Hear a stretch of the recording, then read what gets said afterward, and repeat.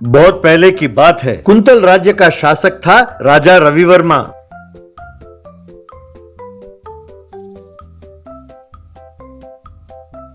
उसके शासन में सब लोग बहुत खुश थे।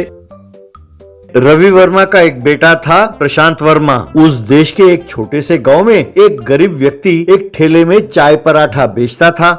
जो लोग उसके ठेले के पास आते उससे चाय और पराठा लेकर पराठे को चाय में डुबोकर खाते थे। उसका बेटा था विश्वास। विश्वास को पढ़ाई से ज्यादा खेल कूद का शौक था। इस बात को जानकर उसका बेटा उसे एक गुरुकुल पाठशाला ले गया।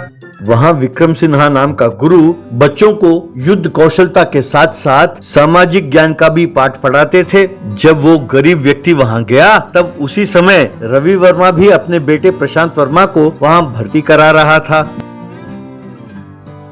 महाराज के जाने के बाद वो गरीब आदमी, गुरुवर, मेरा बेटा युद्ध में निपुण होना चाहता है। उसकी इच्छा है कि वो राजा के सेना में सैनिक बने। कृपा करके आप अपनी पाठशाला में इसे ले लें। विक्रम सिन्हा मान गया। उस दिन से वे बच्चों को तैराकी, दौड़, तलवार चलाना, डंडा घुमाना, यूं हर विद्या का ट्रेनिंग देने लगा। पर उन्होंने देखा कि हर विद्या में विश्वास प्रशांत वर्मा से आगे था। ये जानते हुए कि प्रशांत वर्मा भावी राजा है, विश्वास उसके साथ बड़े अदब से बात करता था। लेकिन प्रशांत वर्मा मन ही मन विश्वास से जलता था। एक बार जंगल में एक रीछ ने बच्चों पर हमला किया। सब बच्चे वहां से भाग गए।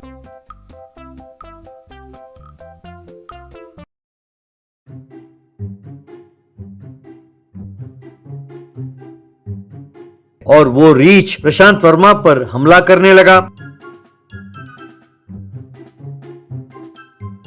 तब विश्वास ने अपनी जान की परवाह ना करते हुए उस रीछ पर हमला बोला। रीछ विश्वास को घायल करके वहां से भाग गया। 4 दिन तक विश्वास खाट पे पड़ा अपने जान के लिए जूझ रहा था। फिर वो उठा। विक्रम वर्मा, बेटे, तुमने इतनी हिम्मत क्यों की? तुमने अपनी जान को दांव पर रखा और प्रशांत वर्मा की जान बचाई। तब विश्वास, गुरुजी, ये भावी महाराज है, इनकी जान मेरी जान से ज्यादा कीमती है, मैंने इसीलिए ऐसे किया गुरुजी। ये बात सुनकर विक्रम वर्मा ने विश्वास का पीठ थपथपाया। कई साल बीत गए, वे दोनों बड़े हुए। एक दिन विक्रम सिन्हा ने तीरंदाजी का मुकाबला रखा। मुकाबला ये था कि एक पेड़ पर लटके हुए एक फूलों के हार को तीर चलाकर सामने रखे हुए एक देवी के मूर्ति पर डालना होगा, लेकिन एक भी फूल माला से गिरनी नहीं चाहिए। ये था मुकाबला। पहले प्रशांत वर्मा ने धनुष साधा और तीर चलाया। उसके बाण ने फूलों के हार को ले जाकर देवी के गले में डाला। एक भी फूल नीचे नहीं गिरा। अब विश्वास की बारी थी। उसके तीर ने भी फूलों के हार को माता के गले में डाला, लेकिन कुछ फूल जमीन पर गिर गए। तब प्रशांत वर्मा गर्व के साथ देखा विश्वास, मैं ही जीता, अब दोबारा मेरे साथ मुकाबला न करना, कहकर गर्व के साथ वहां से चला गया। तब विक्रम सिन्हा, बेटा विश्वास, मैं जानता हूँ कि तुम जानबूझकर हारे हो, पर ऐसा तुमने क्यों किया? तब विश्वास, गुरुजी, अगर तीर चलाने में मैं जीत जाता तो भावी महाराज का आत्मविश्वास को ठेस पहुँचता और भावी महाराज के लिए ये सही नहीं है, इसीलिए मैंने ऐसा किया। गुरुजी ने फिर से उसकी पीठ थपथपाई। उस दिन से प्रशांत वर्मा तीरंदाजी में हार जाने के कारण सबके सामने विश्वास का अपमान करता। ये देखकर विक्रम सिन्हा बहुत दुखी होता था। एक दिन विक्रम सिन्हा, बेटे, मेरे सब शिष्यों में तुम मेरे प्यारे हो, इसीलिए मैं तुम्हें तलवार चलाने का एक खास पैंतरा सिखाता हूँ। तब विश्वास, गुरुजी, आप ये पैंतरा प्रशांत वर्मा को सिखाएं, क्योंकि मुझसे ज्यादा उन्हें शत्रुओं से खतरा है। ये पैंतरा उनके बहुत काम आएगा। तब विक्रम सिन्हा, शाबाश, प्रशांत वर्मा भाग्यशाली है जो उसे तुम जैसा मित्र मिला है। यूं उसकी प्रशंसा करने लगा। विद्या पूर्ति के आखिरी दिन सब विद्यार्थियों के माँ बाप वहां पहुंचे। तलवार चलाने के मुकाबले में प्रशांत वर्मा और विश्वास एक दूसरे के साथ मुकाबला कर रहे थे। सब बहुत आतुर होकर देख रहे थे। अंत में विश्वास की प्रशांत वर्मा पर जीत हुई। तभी महाराज, शाबाश विश्वास, तुमने मेरे सामने ही होने वाले महाराज को हराया है। मैं तुम्हारे हिम्मत की दाद देता हूँ। तब विक्रम सिंह, महाराज, इससे पहले भी बहुत सारे मुकाबलों में विश्वास प्रशांत वर्मा से जानबूझकर हारा है, लेकिन इस बार इसने ऐसा नहीं किया। मैं जानता हूँ उसने ऐसा क्यों किया। ये सुनकर महाराज के समझ में कुछ नहीं आया। वो हैरान होकर देखने लगे। तब विक्रम सिंह, हाँ महाराज, हर मुकाबले में विश्वास प्रशांत वर्मा से आगे है, लेकिन ये सोचकर कि अगर वो जीत गया तो प्रशांत वर्मा के आत्मविश्वास को ठेस पहुंचेगा, वो हारता आया है। लेकिन इससे प्रशांत वर्मा का अहंकार बढ़ा है। प्रशांत वर्मा ये भूल गया कि विश्वास ने उसको रीछ से बचाया था और वो सबके सामने विश्वास का अपमान करने लगा। राजा को अहंकारी नहीं होना चाहिए, ये राज्य के हित में नहीं है। यही सोचकर उसके अहंकार को तोड़ने के लिए विश्वास ने सबके सामने आज प्रशांत वर्मा को हराया है। ये सुनकर प्रशांत वर्मा समझ गया कि उससे कैसी गलती हुई है। सिर झुकाकर खड़े विश्वास के पीठ को थपथपाते हुए, महाराज, विश्वास, मैं तुम्हारे गुण से प्रभावित हूँ। आज से तुम प्रशांत वर्मा के अंग रक्षक के रूप में हमारी सेना में भर्ती हो जाओ। ये सुनकर विश्वास ने प्रणाम किया। बाद में दोनों मित्रों ने एक दूसरे को गले लगाया। लिंगापुर नाम के गांव में साहू नाम का एक गरीब किसान हुआ करता था। उसकी पत्नी और 2 बच्चे थे। नाम थे पप्पू और लल्ली। दोनों सरकारी स्कूल में पढ़ाई करते थे। साहू अपने खेत में मेहनत करके फसल उगाता था, लेकिन वो जब उन्हें बेचता था तो ठीक से पैसे नहीं मिलते थे, इसीलिए हमेशा परेशान रहता था।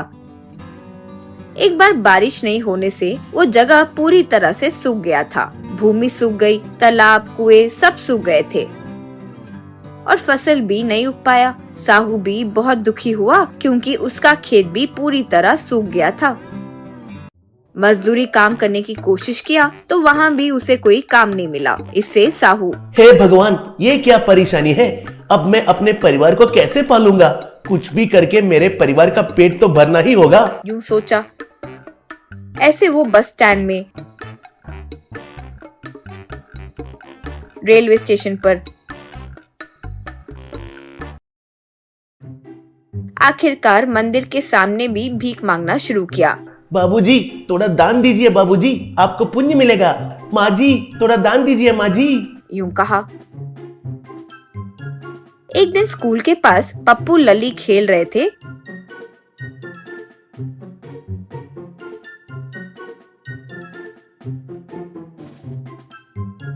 तो एक लड़का पप्पू से लड़ाई करने आ गया। पप्पू, दोस्त ऐसे मत करो ना, खेल रहे हैं तो हार जीत तो होती रहती है, इसके लिए लड़ाई क्यों कर रहे हो।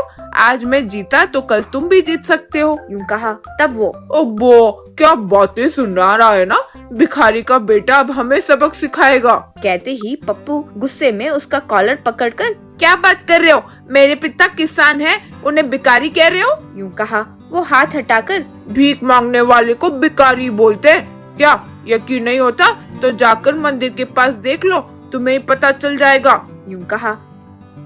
तब लली पप्पू मंदिर के पास आकर देखे तो साहू वहाँ भीख मांग रहा था। बाबूजी थोड़ा दान दीजिए, बाबूजी, माँ जी थोड़ा भीख दीजिए, माँ जी आपको पुण्य मिलेगा, माँ जी। वो देखकर बच्चों के आंखों में आंसू आ गए। पप्पू, पिताजी हमारे लिए भीख मांग रहे हैं तो देख नहीं पा रहा हूँ, हम घर वालों पर भार है ये सोचकर बहुत दुख हो रहा है, यूं कहा।